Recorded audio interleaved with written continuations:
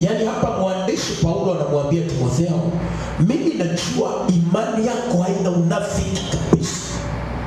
Lakini imani hii ilianziaga kwa bibi yako. Alafu bibi yako akamwachia hiyo roho mama yako. Alafu mama yako akakuachia wewe hiyo roho. Tumpigie Lois makofi. Tumpigie Lois makofi kwa kuweza kuachia mwanawe Eunike roho ambayo ilimrithisha pia Timotheo. Hebu mpe Yesu makofi tena kwa ajili yake. Hii ndio kusema hivi kwamba wokovu aliopata Timotheo haukuanzia kwa Timotheo, ulianzia kwa bibi yake aliyeitwa Lois. Na Lois baada ya kuokoka, ile roho ya wokovu baada ya bibi kufa iliendelea kumfuatilia mtoto wake.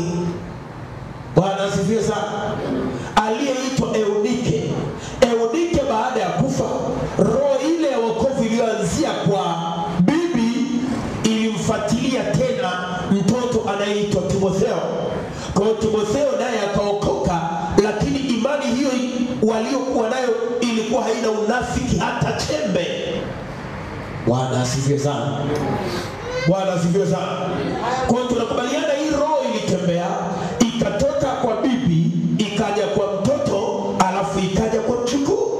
It was the spirit, moving spirit, iliyotembea na vizazi vitatu.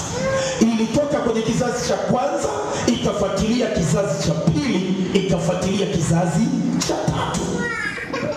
Haleluya.